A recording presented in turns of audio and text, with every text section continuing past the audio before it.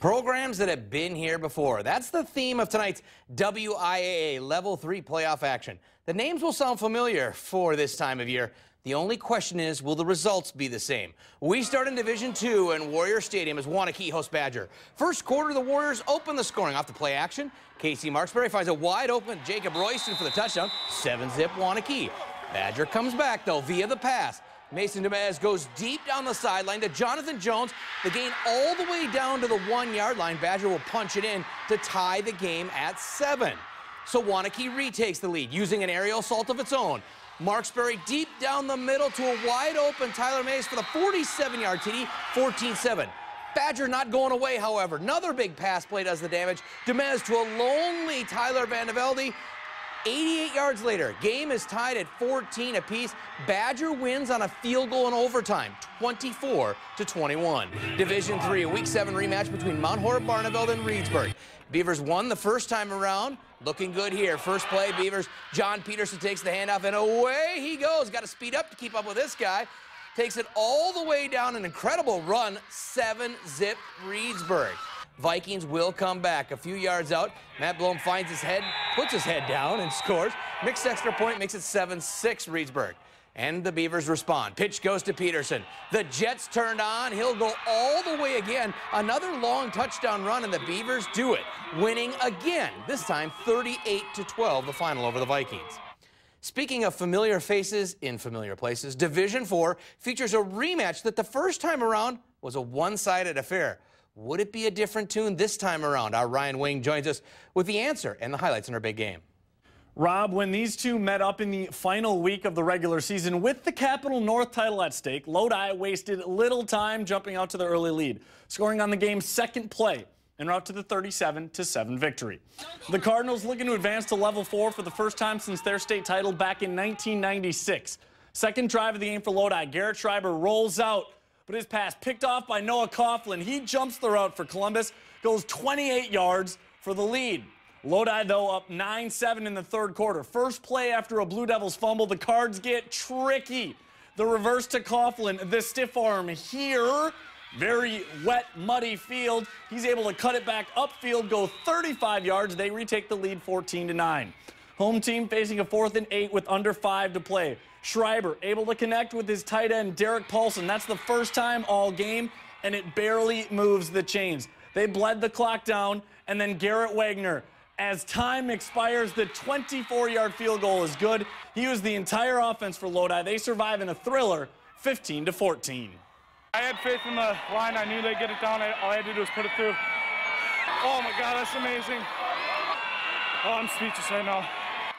Big win for them. Marshall fell in Level 3 last year in D4, looking to advance in D5 this season against Shoreland Lutheran.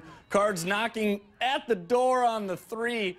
QB keeper Adam Waking looked like he stopped. The pile keeps moving, though. Over the goal line, touchdown Marshall. 4th and 9 now for the Pacers. How about a play-action pass? The first down and more. Trey Johnson showing off the moves. Stays in bounds. He dives into the end zone. We're all tied at 7. Second quarter now. The deep pass for Shoreland Lutheran. Joshua Wardell makes the grab for them, and they would go on to knock off Marshall on this night, 35-21. There is one more game tomorrow. Top-seeded and unbeaten Pecatonica Argyle takes on Melrose Mindoro in Division 6. Rob, back to you. Thank you very much, Ryan. I think everybody should do their interview with the helmets on from now on. Cambridge had a tough task. First, to put Matt Kenseth's suspension by NASCAR in their rearview mirrors. And second, to go to Darlington tonight and win on what is a holiday in that town, also known as Alex Erickson's birthday. The Redbirds and Blue Jays migrate back to Level 3 in Division 6. Closing seconds of the first, Darlington's Hunter Johnson gets the call in the sweet foot race to the pylon, and Johnson gets in with ease. Redbirds striking first, 7-zip. Second quarter now, Blue Jays threatening. Stephen DeForest looking for a receiver, but instead finds Hayden Hardyman for the INT, taken down at the 25. Momentum shift. Very next play, Jared Meester with a play action, loads up and floats a beauty down the field to Trevor Johnson. Johnson would not be caught. 75 yards on the pitch and catch. Redbirds flying high tonight. They win it 28-7. Happy birthday, Alex. In Division 7, Ithaca a loser tonight, 32-12, and Cambria Friesland's season comes to an end, 40-0 at the hands of Catholic Central. The run at the state volleyball tournament ended for Verona in Division I. The Wildcats losing to Oconomowoc tonight, 3-1 in the semifinals. In Division III, Waterloo is back, taking on Eau Claire Regis. Pirates organize a block party at the net. Ashley Caniso with Miranda Setz doing the honors to earn the point. On the attack then, it's Waterloo's Claire Mosher setting for Stetz. She delivers one of her 7 kills. And it's point Waterloo. Finally, it's Mosher bringing the heat for the kill. Waterloo wins the first set, emerges with a hard-fought 5-set victory. Pirates play Lake County Lutheran for the title on Saturday. Division IV, Southwestern returns to state to take on Clayton. Set 1, Miranda Kemp with a nice cross-court kill. 1 of 13 for her on the match. Southwestern jumping out to the big lead. More Wildcats. Michelle Bunn right down the middle for the kill. She had a match-high 27 kills. Also a one-woman block party at the net. Southwestern running away with the opening set. Budden again slams it home for the kill.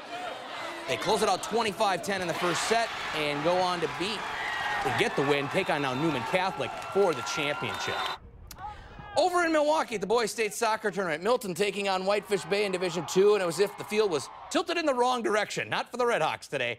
Evan Conway's shot tips off the diving keeper's hand of Noah Rickman and into the net. Pressure stayed on Milton's defenders. Jackson Dryden makes them pay. A left-footed blast for the goal. Milton's season ends at state 7-0 the final. In Division I, West comes up just short against Milwaukee Marquette in their semifinal matchup.